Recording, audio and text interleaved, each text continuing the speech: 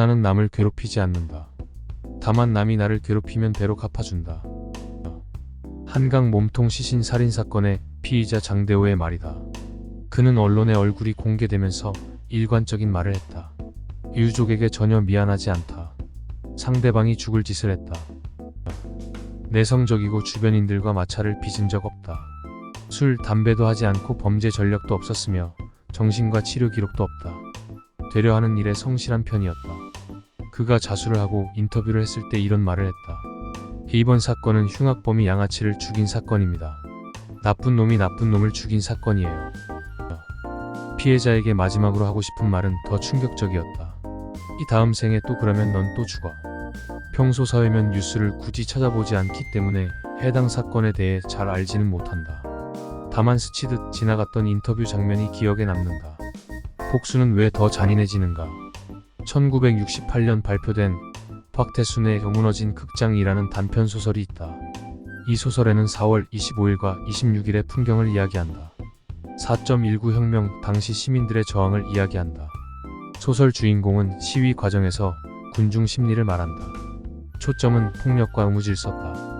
군 부독제에 저항한다는 명분이지만 시위는 폭력적이로 무질서했다. 명분이 있으면 행위는 정당화되는가? 생각해볼 문제다. 대부분의 전쟁과 테러, 범죄는 명분이 있다. 학대 피해자가 모두 가해자가 되는 것은 아니지만 적지 않은 가능성으로 피해자가 가해자가 되는 경우가 있다. 학교 폭력이 위험한 이유다. 보복성 학폭으로 받은 것을 배로 돌려준다. 이 악의 순환고리 때문에 폭력은 더 잔인해지고 무자비해진다. 따돌림은 대체로 공감 부족에서 생긴다. 대상의 심리를 공감하지 못할 때 발생한다. 따돌리는 이들은 그렇다면 공감 능력이 결여된 사이코패스일까? 그렇지 않다. 대부분의 공감 부족은 공감 능력 때문에 생긴다. 자석에서 S극이 강하면 반대로 N극도 강해진다. 이는 상대적이다. 인간은 사회적 동물이고 개인으로서의 정체성뿐만 아니라 집단을 형성하면 집단에서의 정체성을 부여받는다. 한국과 일본의 축구 경기가 있다고 해보자. 한국 선수가 경기력 좋기를 바랄수록 일본 선수의 경기력이 나쁘길 바라는 마음이 생긴다. 다수와 다수가 대립하는 것은 따돌림이라고 부르지 않는다. 대체로 따돌림의 경우에는 다수가 소수에게 향한다. 인간은 비슷한 이들끼리 몰려다닌다. 취미가 비슷한 이들끼리 몰려있거나 성격이 비슷한 이들끼리 몰려다닌다. 취미, 성향, 말투, 성격 등 자신과 비슷한 이들이 다수가 되면 이들의 입장에서 소수는 비정상이 된다. 소수에 대한 증오는 청소년에게만 일어나는 것이 아니다. 대체적으로 인간 다수에게 일어난다. 각자 다른 특성을 가지고 있는 이들이 지역과 나이에서 무작위로 섞여 언제든 자유롭게 상하좌우로 이동하는. 성인과 다르게 청소년들의 경우에는 집단 선택이 자유롭지 못하다.